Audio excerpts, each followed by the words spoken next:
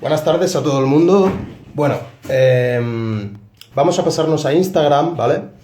Porque hoy la aplicación de Twitch no quiere funcionar, entonces nos pasamos a Instagram así rapidito y nos hacemos perder el tiempo. Bien, como comentaba en Twitch, hoy vamos a estar con Sergio Alejo, habéis visto también las stories anteriores, y vamos a hablar sobre la evolución de Augusto, ¿no? Cómo Augusto pasa a ser de un niño que es, no diría insignificante, pero bueno, un niño poco conocido, a ser el gran político que 2000 años después todavía recordamos. Entonces, todo este proceso es muy interesante y lo vamos a hablar con Sergio Alejo.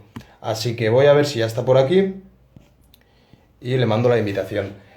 Voy a repetir la presentación mientras él se va conectando.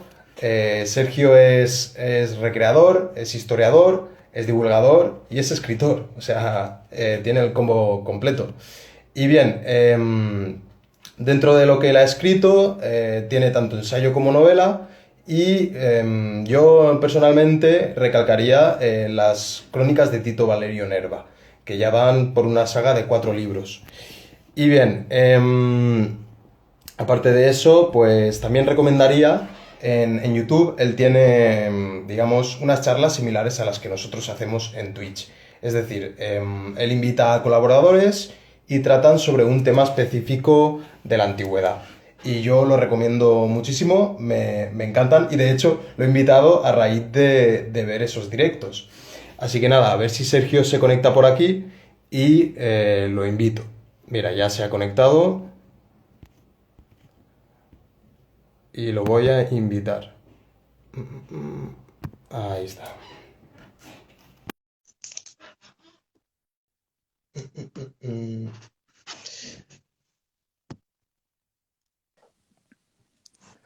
Bueno, Sergio, ahora sí. El Hola, ¿qué plan B. tal?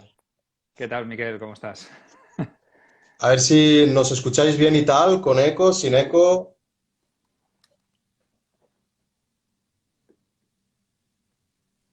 Y bueno, he aprovechado todo este ratito en el que te enchufabas para presentarte. Entonces, ya nos hemos ahorrado ese paso, ya he hablado de Tito Valerio Nerva y de tus cosillas por YouTube. Entonces, si quieres, podemos ir entrando en el tema, porque el tema es muy interesante y no quiero robarte más tiempo. Bueno, ya sabemos que la tecnología es eso, ¿no? Que nos depara a veces infortunios. Yo pienso a veces que los dioses están ahí detrás, ¿no? Y nos están molestando, nos están incordiando y nos dicen, pues ahora no quiero que salgan bien las cosas. Y cuando hacemos nosotros los directos con Ángel los domingos, pues también nos pasa igual. O sea que no te preocupes, ya es algo que entra dentro de la dinámica y de lo esperable y muchas veces pues los videoyentes también están ahí y son conscientes de que la tecnología es algo que va con nosotros y que nos tenemos que adaptar a los tiempos. O sea que realmente muchas veces no depende de nosotros. Si por nosotros fuera todo saldría perfecto, pero como dice Ángel por aquí que está conectado, dice más tofu. Pues sí, a lo mejor hay que sacrificar más tofu a los dioses porque Sí, el otro día fue además curioso porque fuimos a hablar con Fernando Lillo sobre fantasmas y tecnológicamente todo iba mal. Entonces pensamos que alguien nos había lanzado una maledicción. Hoy se ve que algún fantasma, no sé si Cicerón o Marco Antonio no quieren que hablemos de Augusto. Pero bueno, Instagram por el momento parece que va bien, así que no hay problema. nos respeta, que eso es lo importante. Entonces, si te parece, pues vamos entrando en materia y a medida que vayan saliendo preguntas, pues como tenemos el chat aquí, pues ya intentaremos irlas respondiendo. Y nada, y agradecerte en primer lugar pues el hecho de haberme invitado y a ver qué es lo que conseguimos y hasta dónde llegamos, ¿no? Porque tenemos el tiempo limitado y ya sabes que yo soy de hablar mucho, de darle mucho al palique, entonces sintetizar es bastante complicado y entramos en materia y yo, a ver, si tenemos que hacer 2 partes o 3 partes, pues eso dependiendo del agrado de la gente y de cómo caiga esto, Sí. ¿no? Que Octavio Augusto es una figura pues muy grande, tú lo has dicho, es un monstruo, ¿no? Es un animal político y entonces entender su vida, si no es con detalle, es un poco pasar por encima y es demasiado rápido y las cosas nos acaban de sintetizar, ¿no? Entonces, es importante cuando elegimos el tema saber que nos podíamos ralentizar porque hay mucho, desde la muerte de César, desde el asesinato de Julio César, Ujú. hasta su victoria total, podríamos decirle, que es después de Actium, ese año 31 antes de Cristo, pues imagínate, del 44 al 31 son esos años que hay y a veces pasan a pies puntillas y se suele relatar en que poquito, en 1 hora, en 2 horas, y hay acontecimientos, hay historias y hay un montón de hechos que merecen detenernos, ¿no? Entonces, para no enrollarme más, porque ya me estoy enrollando, ¿ves? Como no depende de mí muchas veces, ya me sale automático.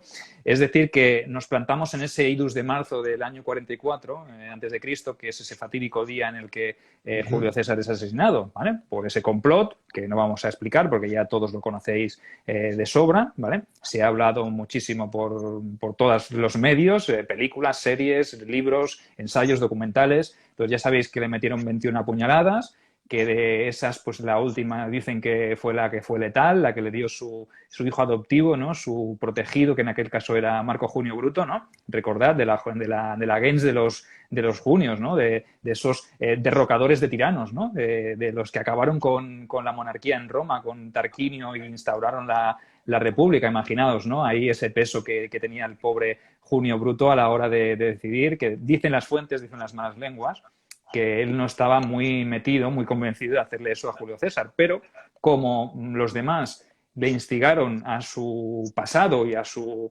gens y digamos, a su responsabilidad para con la República, pues le obligaron a entrar y a meterse en ese complot y asestarle esa última puñalada, ¿no? Esa frase de tú también, Bruto, hijo mío, ¿no? Eso que es tan famoso, que ha salido en muchas películas y en muchas escenas, y es verdad, ¿no? Junio Bruto, pues a lo mejor no lo tenía del todo claro.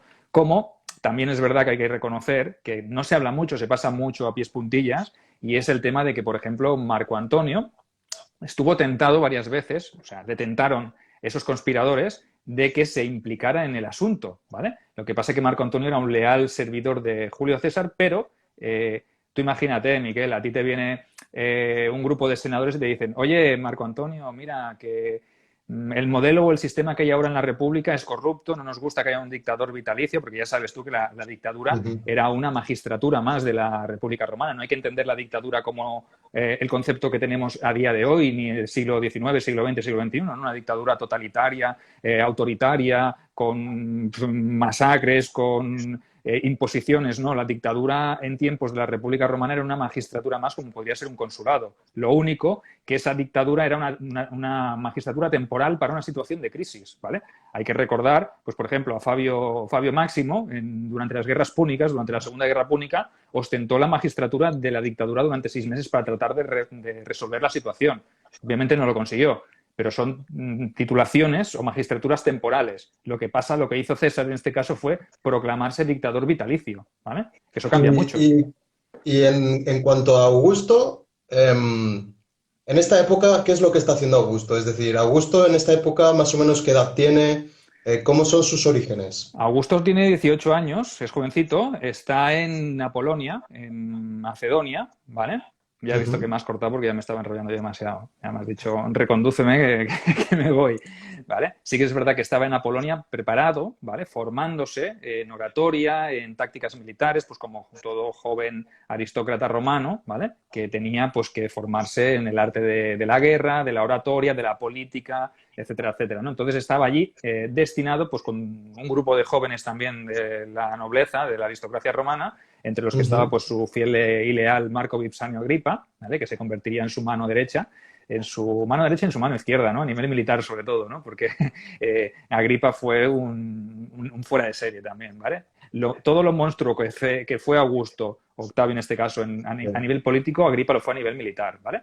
Entonces, sí que es verdad que en este momento eran jovencitos los dos y estaban pues con esas 6 legiones que estaban acantonadas en Macedonia, que César ya había preparado en esa frontera o en esa provincia para llevarlas hacia Partia, para recuperar los estandartes perdidos por Craso en Carrhae. O sea, imagínate, ¿no? O sea, que estaba ahí en pleno campamento militar, en plena ebullición, estaba en el meollo de la situación. Y claro, en el idus de marzo las noticias no llegaban como ahora. Entonces, llegaron tarde, llegaron a final de ese mismo mes. Imagínate, llegó un jinete con la misiva de que César debe ser asesinado por nobles o por senadores de Roma, ¿no? Entonces, ¿qué ocurre allí, no? ¿Cómo reacciona el muchacho, el chaval? Pues, obviamente, él sabe que tiene que volver porque recibe también una carta de su madre que le informa pues que es heredero, ¿vale? Que él es el heredero, que Julio César le ha dejado a él en herencia nombre, apellidos, fama, dinero, posesiones, etcétera, etcétera. Entonces, Y también... Sergio, a esto me surge una pregunta, porque yo, por ejemplo, no he leído mucho sobre Augusto, simplemente he visto la serie de Roma, creo que muchos podría ser el caso. Entonces, ¿qué relación, cómo me explicarías tú? Porque se supone que César es tío abuelo de Augusto, ¿no? Pero como yo, por ejemplo, no entiendo muy bien esa relación, tampoco en Roma, o yo no la he entendido, o no se explica 100%. Realmente qué familias son? ¿Qué es lo que Es los une? la Atia, que es la mujer, la madre de Octavio, ¿vale? Es Sí. la sobrina de Julio César, ¿vale? Entonces, por Vale. eso él es tío abuelo de Octaviano, ¿vale? O sea, en este caso, Atia se había casado con otro hombre, porque el padre de Octaviano había fallecido y estaba con un tal Filipo, ¿vale? Entonces, Ujú. ellos estaban en Roma y cuando recibe la noticia de la muerte de Julio César, pues claro, Cayo Julio César no tenía hijos. Tenía una hija que murió, que fue la que le concedió en Sí. matrimonio a Pompeyo, recordad, ¿no?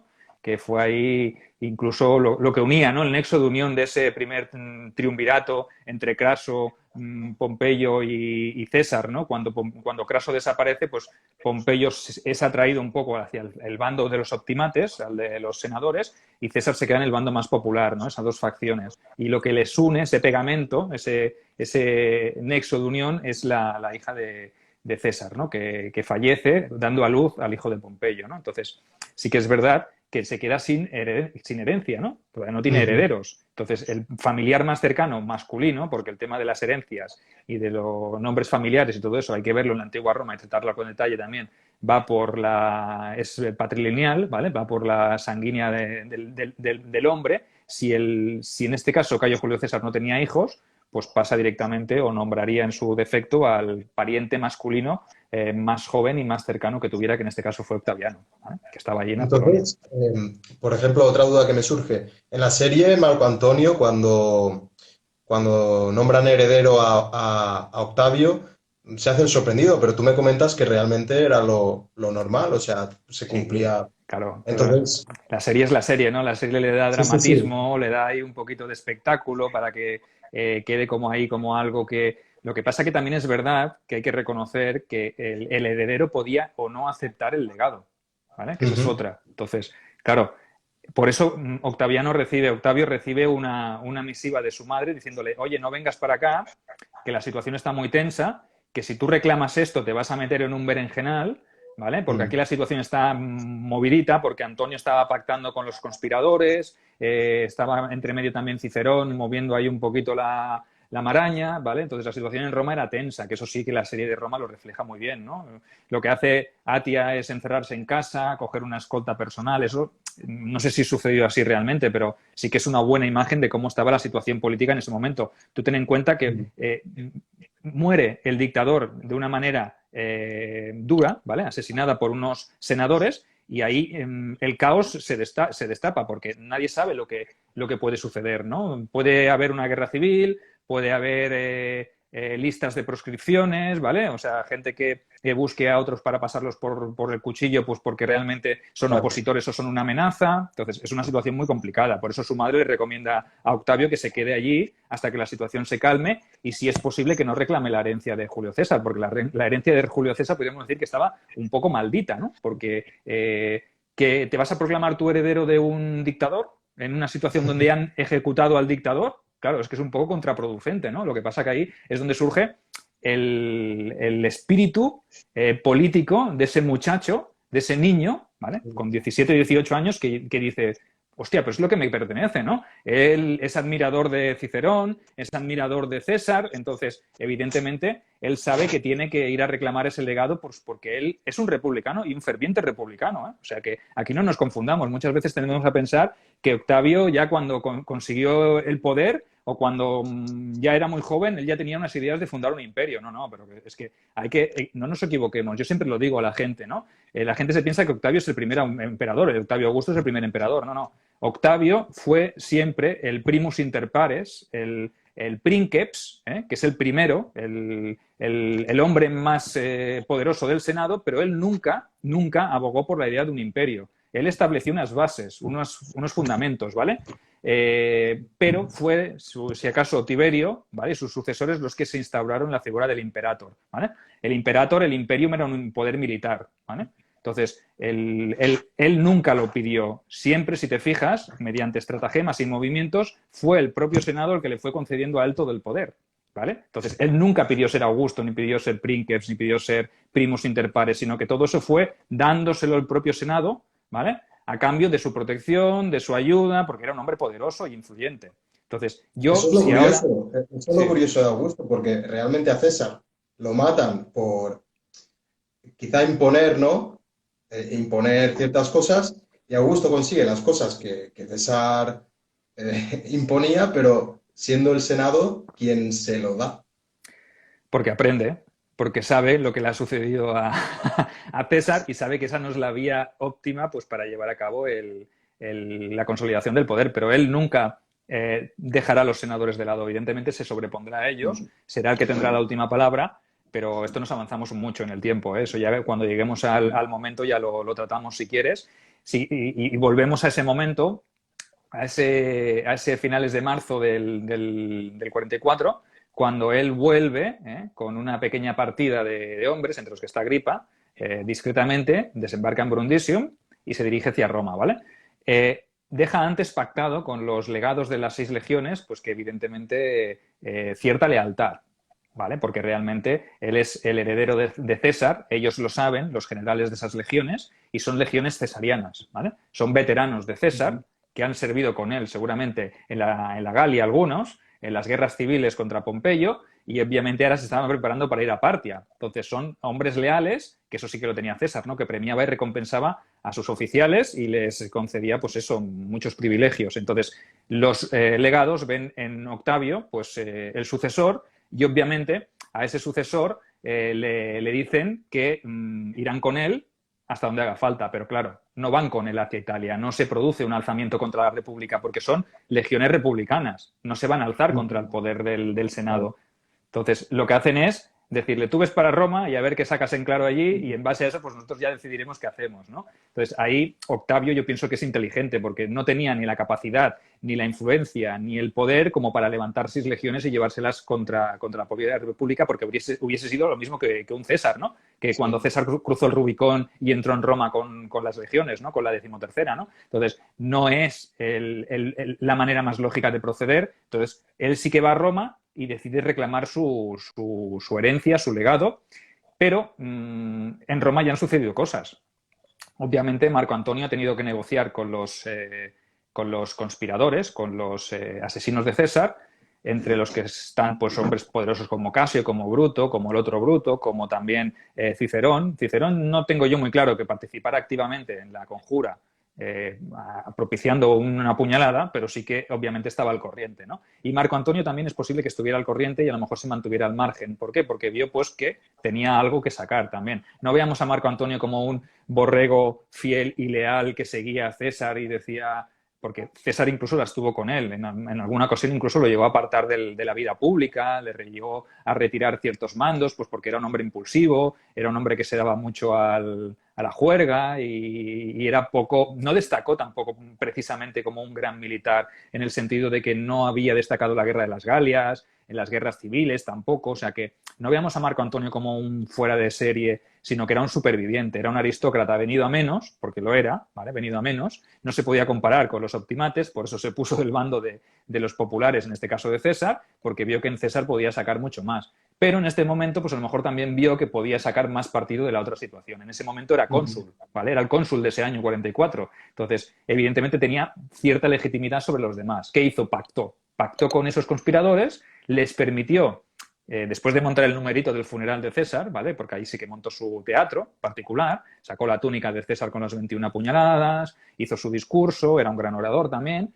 y pactó con los asesinos de César y les permitió que se marcharan, ¿vale? Algunos de ellos, sobre todo a Bruto y a Casio, que marcharon hacia Oriente con un gobierno de alguna provincia, y eso fue un acuerdo que llegó él con el Senado, ¿no? Para equilibrar un poco las fuerzas. Y en ese momento es cuando Cicerón se da cuenta que dice, joder, dice, este tío es peligroso, Marco Antonio. Podíamos haber aprovechado que matábamos a César y haberle matado a él también, porque es un lastre, porque ahora se ha erigido él en el vengador de César, ¿vale? Entonces hay que ir con mucho cuidado, hay que pactar con él, pero en un momento determinado, en ese momento las lealtades son tan cambiantes y tan rápidas que un día nos perdona la vida y al día siguiente nos manda una legión para liquidarnos. O sea que es un momento muy, muy complejo en el cual se suele pasar muy rápido, pero hay tantos detalles y tantos aspectos que son relevantes que yo pienso que se tienen que mencionar, ¿no? Y en ese momento aparece el niño,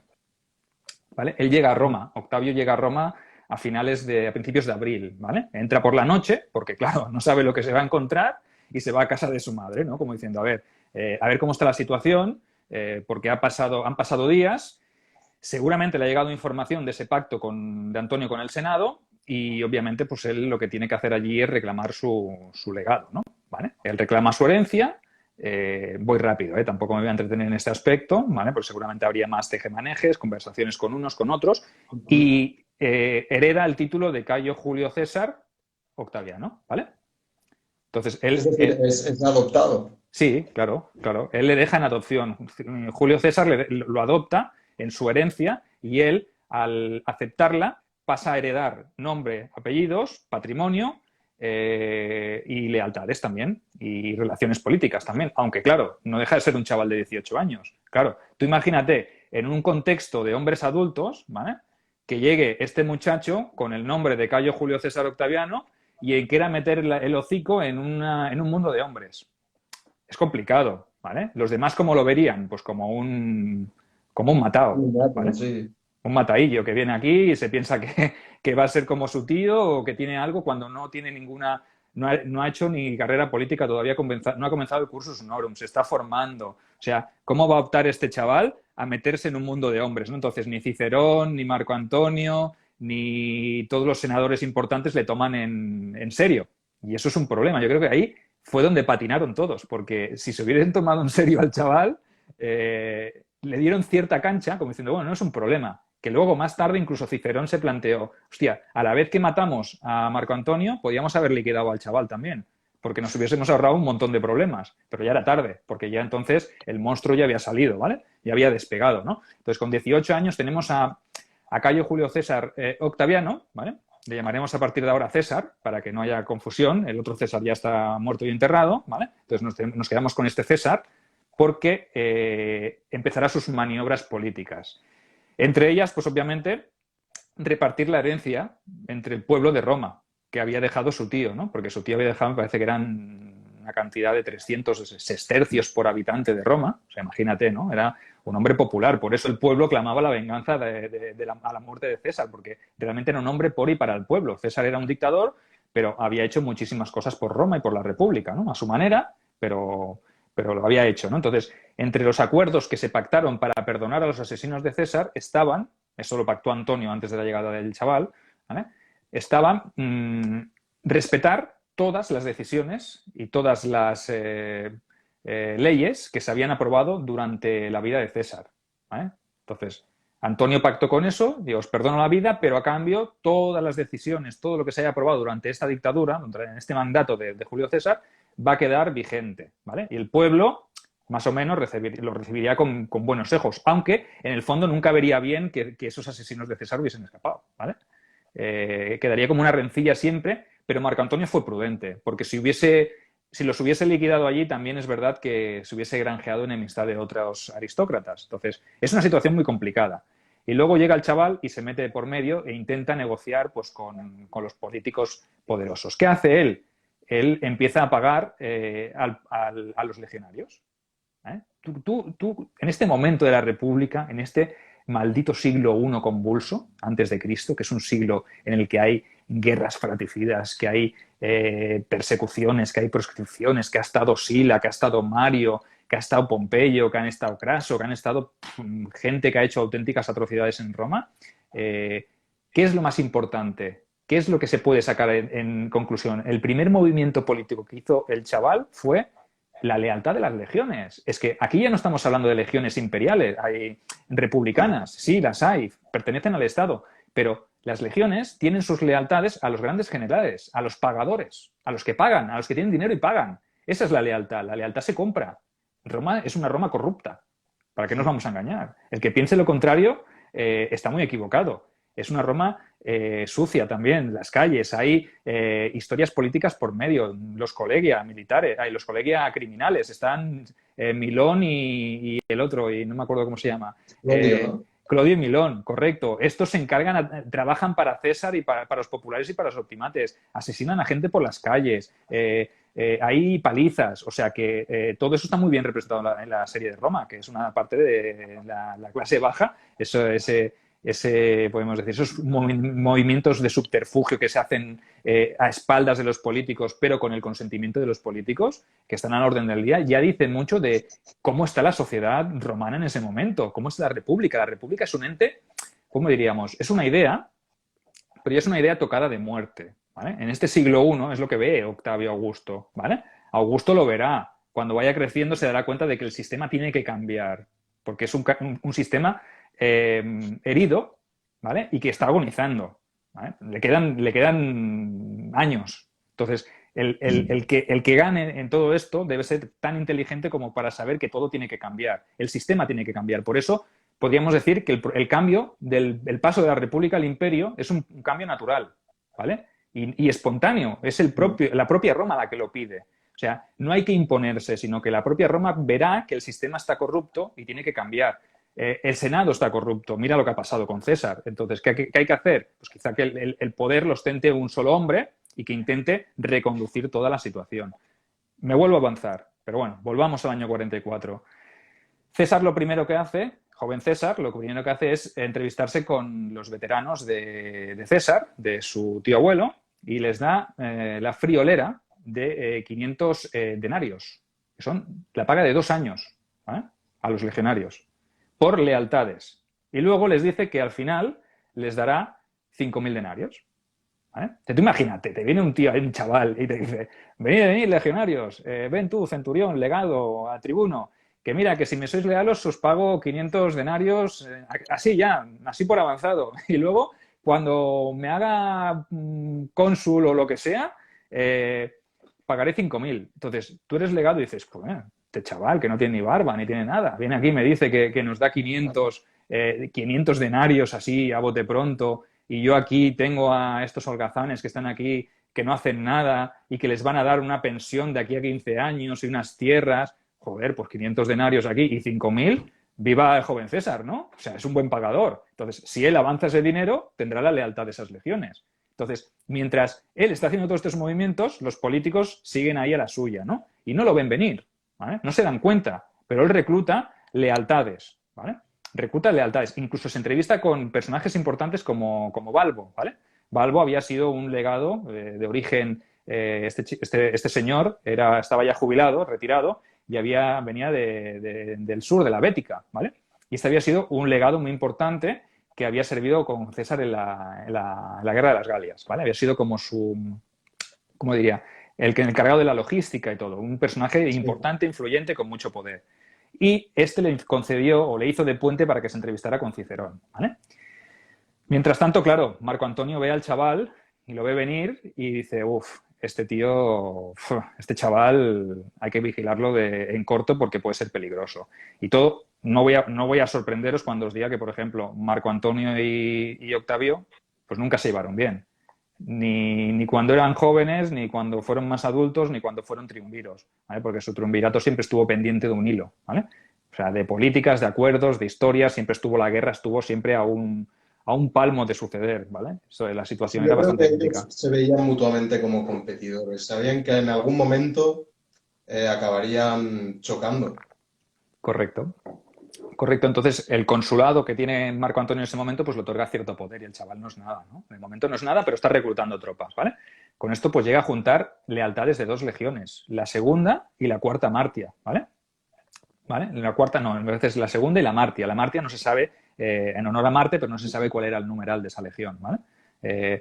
O sea, se junta con 2 legiones enteras, ¿vale? Pasa que él no hace nada, no las utiliza para imponerse mediante la fuerza. ¿Por qué? Porque Marco Antonio es cónsul y tiene las legiones de la República. Y aparte, tiene la legitimidad. Eso es muy importante. No puede atentar contra la legitimidad. ¿Qué sucede? que en ese momento, pues Cicerón empieza a ver algo, ¿no? Ve a Marco Antonio como una amenaza, pero ve que el chaval, pues tiene esas 2 legiones, tiene cierto carisma y los hombres le son leales. Entonces, evidentemente, sin los conspiradores en Roma, porque los ha mandado fuera, evidentemente, pues se tiene que apoyar en ese advenedizo, ¿no? En ese chaval que acaba de llegar a Roma a la vida pública, ¿no? Pero claro, no tiene nada, no tiene legitimidad, no tiene nada, tiene un ejército que es ilegal, ¿vale? A ojos de la República es un ejército ilegal porque no tiene ningún mando político ni militar y evidentemente pues ahí está un poco la trampa. ¿Qué hace? Cicerón ataca o empieza a atacar a Marco Antonio a nivel verbal. Es en este momento cuando escribe la primera Filípica, ¿no? Las Filípicas son pues esas famosas oratorias, esas famosas charlas que daba Cicerón en el Senado donde dejaba a Marco Antonio pues a la altura del betún, ¿vale? Entonces, Que ahí... después le saldrían caras. Correcto, eso es, eso es. Me parece que la segunda la escribió, pero no la llegó ni a decir, ¿vale? Porque Marco Antonio, luego más adelante, cuando pactó con Octavio, dijo, vale, sí, pactamos, pero Cicerón me lo quedo yo, ¿eh? Que le tengo ahí algo guardado de hace tiempo, ¿no? Pero sí que es verdad que empiezan a valorar la opción de que Marco Antonio sea enemigo público del Estado, ¿vale? Pero esto siendo cónsul. O sea, imagínate, ¿no? Es complicado. Finales de ese año 43, pues 44 se acaba el consulado de Marco Antonio y él pues lo que hace es irse hacia la Galia Cisalpina. Y en la Galia Cisalpina se ha encerrado en Mutina pues uno de los conspiradores, uno de los asesinos de César, Bruto. Pero no el Bruto Marco Junio Bruto, sino un pariente de este que también participó, ¿vale? Entonces se cierra en Mutina y Antonio pues dice, pues voy a por él, ¿vale? En ese caso, pues Cicerón dice, hostia, pues si va por él, está atacando al Senado, ¿vale? Porque este es un senador, ¿vale? Entonces, ¿qué hace? Dice, ¿qué tengo yo aquí? Se hace la elección de los nuevos cónsules, Marco Antonio tiene que dejar su poder, que yo imagino que no lo haría con mucho gusto, y se declara o se nombran los nuevos cónsules, Ircio y Pansa, ¿vale? Dos senadores que se les otorga este poder. Pero Marco Antonio tiene la lealtad de las legiones cesarianas, de muchas de ellas. Entonces, va a asediar Mutina. Entonces, para levantar ese asedio de Mutina, Ircio y Pansa pues cuentan con legiones bisoñas, recién reclutadas. Pero César tiene la segunda y la cuarta, ¿vale? Hay la segunda y la Martia, ¿vale? Entonces, ¿qué hace en ese momento? Ahí es donde se salta en el momento la legalidad. La República se salta la legalidad. Y Cicerón declara enemigo público a Marco Antonio cuando ya deja de ser cónsul, ¿vale? Dice, ahora sí que es la mía, te hago la Filípica y te declaro enemigo público de Roma, de la República, y al joven César le dan un rango de propretor, ¿vale? Para que sus legiones sean legales y su mando también. O sea, ya imagínate, el chaval con 18 años ya tiene el rango de propretor, ¿vale? Algo que a su edad Al es... final, el Cicerón se alía con él por su influencia, ¿no? Por las tropas que le puede proporcionar y quizá por ser quien es, ¿no? Por ser el hijo adoptivo de César. Y porque realmente es un hombre con contactos también, es un chaval al cual él piensa que puede controlar, no te lo pierdas, porque sí que me interesa ahora el joven chaval, ¿vale? Me interesa César por sus legiones y también piensa, cuando todo esto se controle y Marco Antonio esté fuera del mapa, porque utilizaremos esas legiones para barrer del mapa a Marco Antonio, más las que estemos reclutando en Roma, pues luego me deshago del chaval. De Cicerón tonto no era, pero era un animal político, pero no se dio cuenta de quién tenía delante. Se infravaloró a César, al joven César. Y en este caso, pues al joven César le fue perfecto porque él se puso a las órdenes de los cónsules. Dijo, vale, pues yo entro en el juego, pongo mis legiones al servicio de la República, vamos hacia Mutina y en Mutina pues limamos asperezas y si podemos pues nos deshacemos del enemigo público de Roma. Lo que no he dicho es que los últimos meses del consulado de Marco Antonio, este intentó que el joven César fuera declarado enemigo de la República, o sea que lo veía venir. O sea que no lo consiguió evidentemente porque el Senado se opuso, porque aparte no tenía ningún mando político. Entonces sí que se le giró la tortilla, ¿no? Y cuando él fue... Me parece que Marco Antonio se llevó más de 15.000 hombres al asedio de Mutina, ¿vale? Legiones leales, buscó legiones en Hispania, legiones en la Galia que eran leales a César, pidió apoyos, etcétera, etcétera. Entonces, los senadores enviaron una embajada para decirle que desistiera, que que Bruto no era un enemigo de la República, que era un senador, pero Marco Antonio ya tenía la idea fija, sabía que tenía que empezar a hacer limpieza porque se le habían acumulado los enemigos. Quizá en ese momento él también se arrepentiría de haber dicho, hostia, los tendría que haber liquidado a todos ahí en el Capitolio, cuando pronuncié el discurso en el funeral de César, y tendría que haber aprovechado esa inercia para haberlos liquidado. Pero bueno, no podía en aquel momento, y en aquel momento pues pensó que la mejor decisión era perdonarles. Pues mira, ahora tenía que empezar a hacer limpieza, porque se le acumulaban los problemas.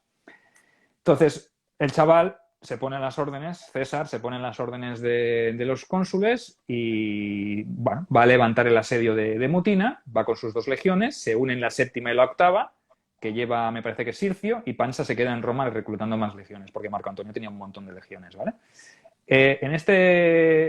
Podríamos entrar a definir todo el tema de la batalla, lo que pasa que no creo que sea conveniente, porque a mí me interesa más narrar la parte política, la parte... Sí. Sí, porque la parte militar, pues la podéis consultar en cualquier fuente. Podéis entrar en las fuentes y ver lo que fue la campaña de Mutina, que duró ciertos meses, porque empieza en marzo del año 43, que es cuando se ponen en marcha las legiones. Y bueno, y entonces se producen ciertos enfrentamientos. Una es la batalla del Forum Gallorum, ¿vale? Que es una en la cual Marco Antonio sale e intercepta las legiones de Ircio y de César. Allí se produce una escaramuza. La segunda y la Martia aguantan como legiones veteranas porque eran legiones curtidas que habían estado en las guerras civiles y que habían sangrado junto a César y que estaban pues, preparándose para ir hacia Partia, ¿vale? Obviamente la campaña de Partia se para, ¿vale? Se tiene que parar porque hay conflictos internos antes de ir a Oriente. Y después de ese Forum Gallorum, me parece que es ese cónsul, me parece ese Ircio, queda herido de gravedad, ¿vale? Entonces luego llega Pansa con más ejércitos y con más refuerzos. Empiezan un sitio, o sea, piensa Marco Antonio sitiando Mutina y los ejércitos republicanos consulares asediando a Marco Antonio, ¿vale? Es como César, como César en Alesia, ¿vale? Sí. Una muñeca rusa también. Claro, correcto. Es complicado, ¿no? Entonces, ¿qué pasa? Que en esa última batalla para levantar el asedio, Pansa muere, ¿vale? El otro cónsul muere. Y Ircio, que había estado herido grave, también muere. ¿Qué pasa? Que la República se queda sin cónsules, evidentemente.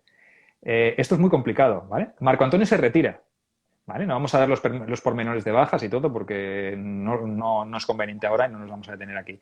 Marco Antonio se retira a la Galia Transalpina, ¿vale? Se retira más lejos incluso, buscando apoyos, pues porque le han dado duro, ¿vale? Le han dado duro, las legiones que se han reunido han cumplido y el asedio se ha levantado. Mutina queda liberada, Mutina es Módena, ¿vale?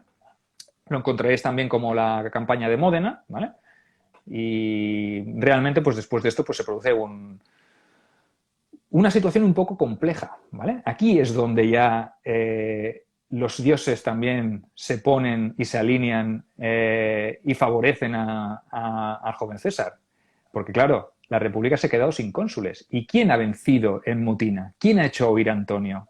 ¿Quién es el único de los grandes generales que queda ahí que ha hecho huir? Porque Bruto estaba ahí encerrado en los muros de Mutina y dijo, hostia, espero por mi bien que le ganen, porque como este entre me va a pasar aquí por la espada, ¿vale? Entonces, él es el vencedor. Pero, ¿qué hace Cicerón? En este caso, yo digo Cicerón porque Cicerón hablaba en nombre del Senado, ¿vale? Y Cicerón pues era el emblema, era al que todo el mundo seguía y sus consejos eran escuchados por todo el mundo, ¿vale? Cicerón dice, pues bueno, pues le damos el triunfo a Bruto y a César le damos una pequeña ovación. Craso error. Porque, ¿qué pasa? Los hombres, las legiones, que son los que mandan, no nos equivoquemos. ¿Quién manda? ¿Quién tiene legiones? En ese momento el que manda es el que tiene legiones. Y los hombres han cobrado de César, ¿vale? Les ha pagado lo que les debía. Aparte, han saqueado los campamentos de Marco Antonio y todo y se han llevado lo que han querido. Entonces, ¿cómo ven a César? Pues como un buen general, un tío que cumple, que promete, es un chaval, pero les ha llevado la victoria, ¿vale? Es una putada porque están combatiendo contra antiguos camaradas, porque las legiones de Antonio también son legiones cesarianas, que las ha heredado él. Entonces, ahí hay un poco de rifirrafe, ¿no? Es una guerra civil, pero tú cuenta, guerra civil que hubo ya antes, los que ganan vuelven a haber guerras civiles entre ellos. O sea, que es un poco complicado, ¿no? Entonces, me refiero ahora a los veteranos, a los legionarios que están combatiendo, ¿vale? ¿Qué sucede luego? Pues que después de esa victoria, obviamente, pues la situación cambia, ¿no? Y sin cónsules, sin magistrados, pues Roma queda un poco coja. Obviamente, los veteranos no están de acuerdo con esa concesión de esa ovación y lo que hacen es pedirle a César que les lleve a Roma. ¿Vale? Vamos a ver si vamos viendo por dónde van las cosas. ¿Vale? O sea, un chaval que al principio entró por la puerta de atrás de Roma, ahora le están pidiendo a sus hombres que entre por la puerta principal y que entre armado. ¿Y eso a qué te recuerda? ¿A quién te recuerda? Al otro César. ¿Vale? Pero el Senado en este caso, el Senado es un poco iluso, ¿no? Al pretender no recompensar al vencedor, porque a lo mejor si hubiesen recompensado a César con ese triunfo, se hubiesen calmado los ánimos. Pero también es verdad que yo me pongo en la piel de los senadores y digo, joder, se le dio un triunfo a este chaval, ¿qué va a ser lo siguiente que me va a pedir? ¿Vale? Ven el fantasma de Julio César. ¿Vale? Entonces, es una situación complicada.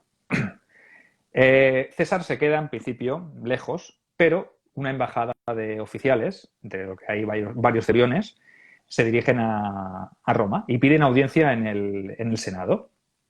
En el momento que piden audiencia en el Senado, pues obviamente el Senado pues dice, bueno, vale, lo recibimos. Y entre estos había un centurión de nombre Cornelio, que puede ser como llamarse Juan o Pedro en aquel momento, ¿vale? Y les dice, agarra la empuñadura de su espada. Esto, tú imagínate, en pleno mitad del Senado, ahí con todos los nobles padres conscriptos allí mirando y tal, y escuchando los alegatos y hostia, y César ha salvado a la República porque ha expulsado a Marco Antonio, ha levantado el asedio de Mutina, tal. Entonces, en ese momento dice, se agarra la empuñadura de la espada y vaticinó, dice, lo leo literalmente, lo que recogen las fuentes. Esto lo hará si no lo hacéis vosotros. Joder, a mí me viene un centurión ahí armado y me dice eso en mitad del Senado y yo miro a Cicerón y le digo, tío, Cicerón, esto no es lo que nos habías dicho. También te digo, me resulta muy llamativo porque demuestra, digamos, la dominancia que siente el ejército de poder hacer lo que quiere. Porque ¿cómo vas tú, que en teoría sirves al Senado o a la República de Roma, a amenazar, porque al final es una amenaza, a los senadores? Es decir, para que entendamos un poco en la época que los propios militares son conscientes del poder que tienen y de que no se achantan. No. Evidentemente, seguramente cuando fueron allí, fueron con el beneplácito del joven César y les dijo, decidles esto que ya veréis lo que va a pasar. Evidentemente, la mano del animal político está ahí, ¿vale? Yo lo veo clarísimo. Pero bueno, parece ser que el Senado pues no lo ve muy claro, no les dice que sí, los oficiales vuelven a donde está el joven César y le dicen, César, llévanos a Roma. Se acabó. Entonces, César coge 8 legiones, ¿vale? Las que tenía Ircio y las que tenía Pansa más las suyas, que eran 2, y ahora ya tiene 8 legiones. O sea, en 3 meses tiene 8 legiones. O sea, tú imagínate, un chaval que llega sin nada y ahora ya tiene 8 legiones bajo su mando que le son leales. Y le dicen, crucemos el Rubicón. Y cruzan el Rubicón las 8 legiones. Y van hacia Roma. Y el Senado empieza a movilizar legiones desde África, les dice, venid, que viene el tipo este y que nos la va a liar. Pero bueno, claro, evidentemente no llega nadie. No llega nadie, no da tiempo. Y las pocas tropas que hay para defender la ciudad de Roma, cuando ven llegar las 8 legiones, abren las puertas. Y dicen, pues venga, nos vamos con este. Entonces, ante ese miedo, lo que hace el Senado es permitir al muchacho que se presente al consulado in absentia, es decir, antes de que llegue incluso a Roma. ¿Vale? O sea, imagínate. El 19 de agosto del año 43, ¿vale?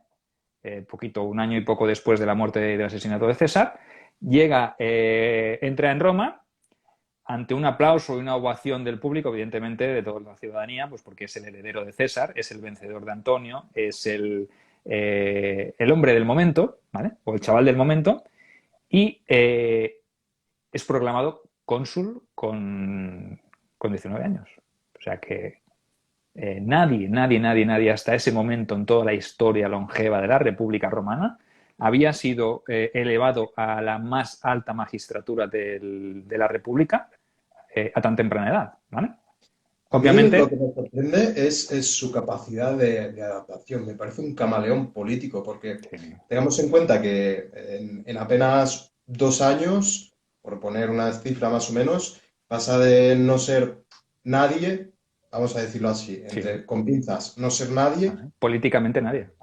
a ser cónsul. Y es que hablo de adaptabilidad porque todas estas circunstancias no las podía prever nadie, ni siquiera el propio Augusto. Entonces es su capacidad de adaptarse y de responder a los conflictos que le van surgiendo y encima aprovechar esos conflictos para seguir creciendo. Y es lo que me sorprende. Y lo que sorprende es que nadie le viera venir. Un tipo como Cicerón, ¿vale? Tenía que haber secuescado, ¿vale? De que este chaval, al darle el rango de propretor y haber tenido 2 legiones ya reclutadas en nada y menos, ¿vale? Era un peligro, ¿vale? Y obviamente Octavio pensó, pues mira, Cicerón pensó, si lo mando a Mutina a defender los intereses de la República, a defender los intereses de los senadores, contra el bárbaro animal salvaje de Antonio, ¿vale? Contra el enemigo público de Antonio, ¿vale? Si yo le mando hacia allí, es probable que siendo un chaval de 18 años, pues acabe muerto, ¿vale? Pero yo habré utilizado, o nosotros habremos utilizado sus legiones. Además, si mata a Antonio o muere Antonio por el camino, pues eso que nos sacamos de encima y nos quedamos sus legiones y el éxito. Y luego, cuando se da cuenta que han muerto los cónsules, Antonio ha huido y César es el vencedor, en vez de premiarlo, dice, hostia, es que si lo premio ahora, va a ser totalmente lo contrario, va a ocurrir totalmente lo contrario de lo que yo quiero y lo que yo pretendo. Pero ya era demasiado tarde, ¿vale? Evidentemente hay algo de fortuna. No hay que decir aquí que fuera un camino fácil y que Octavio lo hiciera así y venga, me sale a esto, hago lo otro. No, seguramente se concadenaron ciertos acontecimientos, ciertos factores que le ayudaron a llegar a esta posición y evidentemente cuando se ve vencedor en Mutina y se ve con 8 legiones, dice, pues date, ahora es la mía. Y ahora ya era demasiado tarde para la República. Entonces, no le quedó otra a Cicerón y al Senado que permitirle que se presentara a cónsul. Y en ese caso, claro, estaba cantadísimo que iba a ganar, ¿vale? No sé si obviamente el hecho de tener sus legiones acampadas ahí en el campo de Marte influirían en la decisión final, porque si no hubiese salido elegido cónsul, ¿qué hubiera sucedido? Ucronía, ¿qué hubiese sucedido? ¿Se hubiese levantado en armas y se hubiese hecho con el poder absoluto mediante el uso de la fuerza? No lo sabemos, quizás sí. No lo sé, es que de momento le fue bien. Quizás Cicerón en ese momento obró de la manera más inteligente posible, ¿no? Alentó al Senado para que fuera nombrado cónsul con solo 18 años, pensando que si lo nombraba cónsul, le haría un favor, se lo atraería para su causa y evitaría que en ese caso pues, se alzara contra el poder legítimo, ¿no? Es que es un dilema. Yo lo veo así, es un tema complicado, ¿no? No se puede saber qué hubiese pasado y hay que tener en cuenta que sí que fue fruto de su locuración, de su planificación y seguramente fruto también de los acontecimientos. También que se murieran Ircio y Pansa en ese momento también fue una casualidad. Que la República se quedara sin magistrados, sin cónsules, también fue una casualidad que él supo aprovechar muy bien.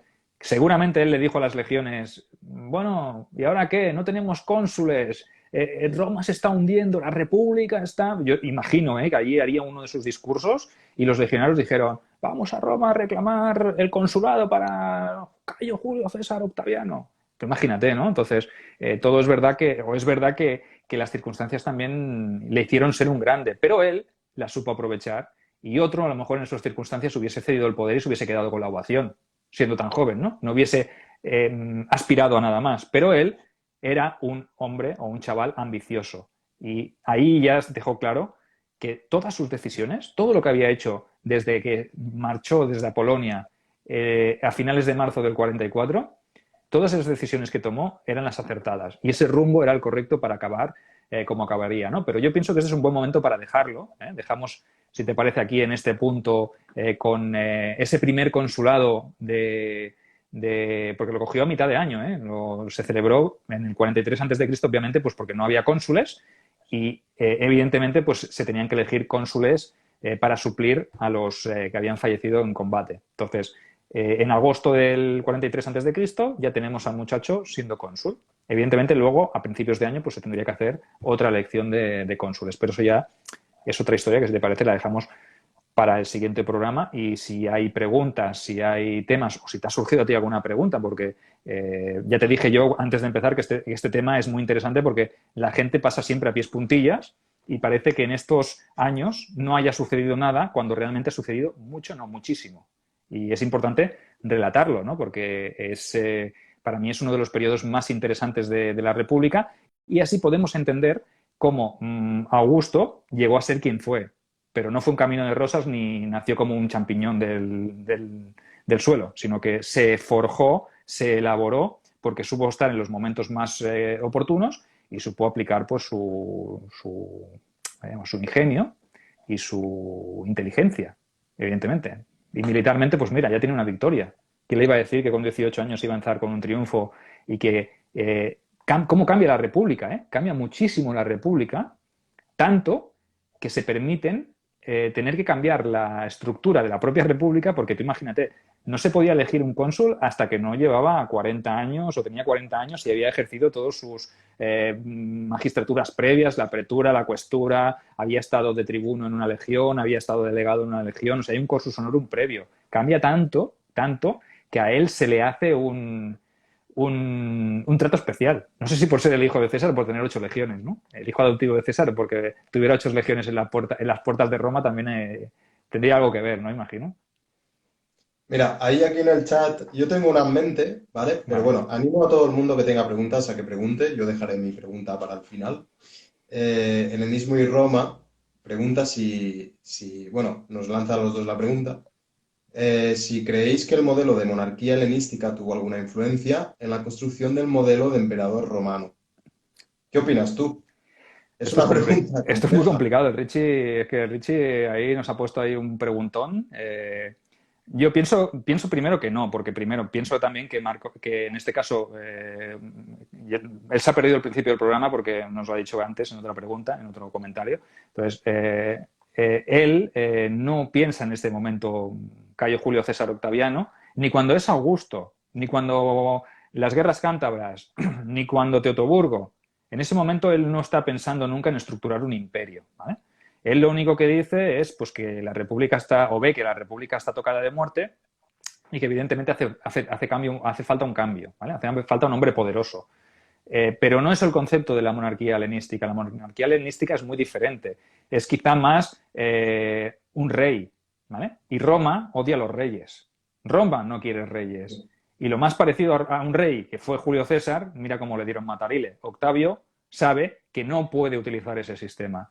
Más adelante, cuando se funde el imperio, las estructuras del imperio quizá ya se parezcan un poco más a una monarquía helenística, pero muy de refilón, porque siempre habrá un senado, ¿vale? Siempre habrá como un contrapoder al emperador, aunque sea ficticio, ¿no? Aunque sea un elemento, un órgano consultivo que cada vez pierde más representación, ¿no? No es lo mismo el senado en tiempos de Tiberio que en tiempos de Vespasiano, que en tiempos de Domiciano o que en tiempos de Marco Aurelio, ¿no? Hay altibajos, y ya te digo en tiempos de Septimio Severo, ¿no? Que el Senado está totalmente exiliado y a nivel político, ¿no? Entonces, la pregunta es compleja. Yo pienso que podría asimilarse, pero no es bien el mismo sistema y que Augusto tampoco pretendía hacer este tipo de monarquía o de régimen autoritario basándose en el modelo de los monarcas helenísticos. No sé si tú lo ves así, Miquel.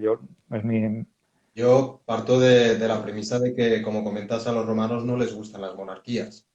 Entonces, si ya Julio César, bueno, hablamos de romanos, pero hablamos también concretamente del Senado. Si ya Julio César acaba como acaba, sin llegar a ser un monarca de estilo helenístico, si se hubiese pretendido eso, yo creo que no se hubiese podido. Creo que no lo hubiesen permitido. Y lo que sí creo, que lo comentas tú también, es que conforme los emperadores o el sistema imperial, por decirlo así, se va asentando y se va aceptando y va ganando terreno a las capacidades políticas del Senado, sí que es verdad que los emperadores pues van, digamos, tomándose más libertades. Es decir, ya no tienen tanto reparo en hacer o en decir ciertas cosas o en aparecer públicamente de cierta forma, etcétera. Pero en la época de Augusto, creo que ellos incluso evitarían parecerse a estas monarquías helenísticas por seguridad propia. Lo dice aquí la lección de historia, que lo ha puesto en el comentario, y es que quizá Marco Antonio sí que podía buscar un sistema más similar a una monarquía helenística. Sí, porque Marco Antonio tuvo una influencia bastante oriental, ¿vale? Estuvo mucho en las provincias orientales, trató con Cleopatra, vio ese sistema que es una herencia helenística. Lo que pasa es que yo no sé hasta qué punto, aunque hubiese tenido una influencia, si Marco Antonio hubiese ganado en Actium, yo tampoco estoy seguro de que hubiesen tratado de imponer una monarquía al estilo helenístico, porque sabemos que a los romanos no les gustaban los reyes. Es que esto es clave, ¿vale? Podía basarse en un sistema o tener alguna influencia. Y es lo que tú dices, con el tiempo los emperadores acabarán imponiéndose en Senado, pero hay ciertos emperadores que colaborarán con el Senado. Por ejemplo, Trajano, por ejemplo, Marco Aurelio, Antonino Pío, habrá Vespasiano, Tito, son senadores, ahí son emperadores que saben que el Senado es importante. ¿Vale? Lo que sí que es verdad es que sí que es verdad que le van ganando terreno. ¿Vale? Cada vez le van ganando más terreno y le van cogiendo más responsabilidades y el Senado se convierte en un elemento casi secundón. ¿Vale? Yo lo comparto. Lo que pasa es que, claro, analizar todo el imperio en base a un solo modelo o a un solo estilo es complicado porque cada emperador es un mundo y cada emperador ponía su sistema, ¿no? Y el Senado ahí, pues unas veces tenía que actuar de una manera o de otra, mostrándose conciliador o haciendo una conspiración de turno para liquidar al emperador de turno también, ¿vale? Entonces, sí que es verdad que es complejo, la pregunta tiene miga, pero bueno, viniendo de Richie ya no iba a ser fácil responderla, o sea que... Aquí hay un comentario de Sebastián y a raíz de ese comentario haré una especulación. Dice, también está el hecho de que Roma tenía mucho más territorio que Grecia en cierto momento y es imposible que un solo hombre gobierne todo solo. Y aquí yo especulo, y ya si quieres cerramos con esto, con esta pregunta, pero yo especulo, ya que hablamos de cronías, y es que en el caso de Marco Antonio, si él hubiese querido ser un monarca, a lo mejor le hubiese interesado más centrarse solo en Egipto y en las provincias cercanas, porque no olvidemos que Egipto era un territorio, digamos, peligroso para los emperadores, porque era un sitio muy fácil donde defenderse por cuestiones físicas geográficas. Entonces, siempre los emperadores iban con ojo con la gente a la que mandaban a Egipto. Entonces, quizá Marco Antonio, si hubiese valorado esto y de verdad lo hubiese pretendido, a lo mejor hubiese sido buena idea centrarse solamente en Egipto y no tanto en Roma. Es decir, declarar un Egipto independiente, basándose quizá en su historia, ¿no? En el reinado tolemaico y ya está. Es la única vía que veo yo que podría haber tomado Marco Antonio. Pero Cuenta, es especulación. sí, ten en cuenta también, y esto también para el que ha hecho la pregunta o el comentario, Sebastián, es que el sistema romano, el sistema republicano romano, tenía un elemento de poder y de control territorial muy importante, que son los gobernadores de provincia, ¿vale? Esos gobernadores provinciales que luego son senadores, que llegan allí y hacen su acopio de tributos, que se llenan los bolsillos, que duran un año, son magistraturas anuales, etcétera, etcétera. Eso es una avanzadilla del poder también republicano, ¿no? Entonces, es importante saber que Egipto, evidentemente, tiene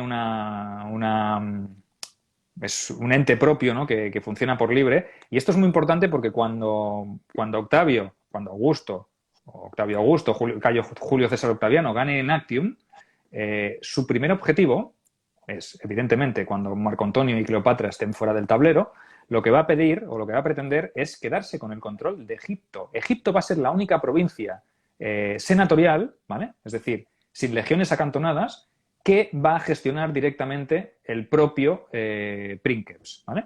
Ya hablaremos más adelante, cuando lleguemos a ese año 31, 30, 27, 20, que le dan el título de Augusto, se divide, las provincias de la República se dividen en provincias imperiales, que son las que tienen legiones, y las provincias senatoriales, que son las pacificadas, ¿vale?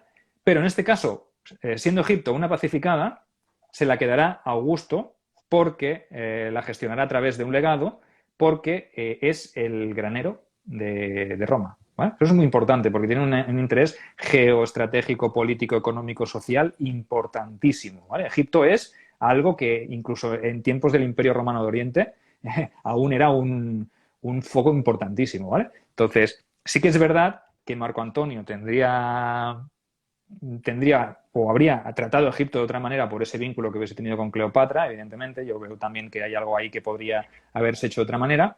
Pero Marco Antonio no dejaba de ser romano. Y para los romanos, los reyes, imagínate, es que todos los reyes helenísticos en el Ponto, con Mitrídates, con Pérgamo, con Egipto, con los Ptolomeos, eran vasallos de Roma, vasallos de la República.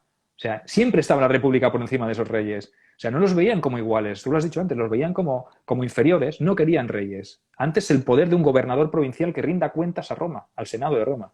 Pues yo pienso que por ahí el tema es muy importante entender que para Roma el rey caca no era bueno, ¿vale? La monarquía no es buena, ni sea con valores helenísticos, ni sea con... Aparte, las monarquías helenísticas suelen ser bastante autoritarias, ¿vale? Entonces, no puedes pretender en ese momento, por lo menos en este momento de la República, que una persona gobierne un ente tan grande como es la República Romana, ¿no?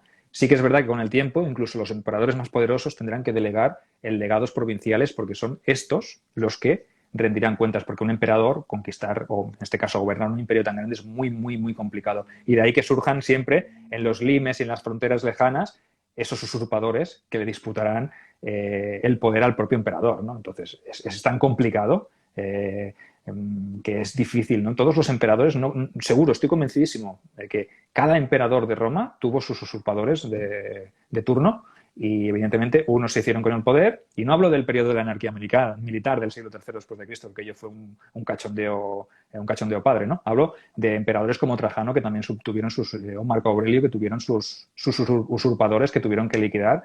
Porque pese a ser buenos emperadores, es verdad que el mundo no se concibe igual en el limes oriental que en la propia Roma, ¿no? Pero eso ya es adelantarnos a los hechos, ¿no? Sí.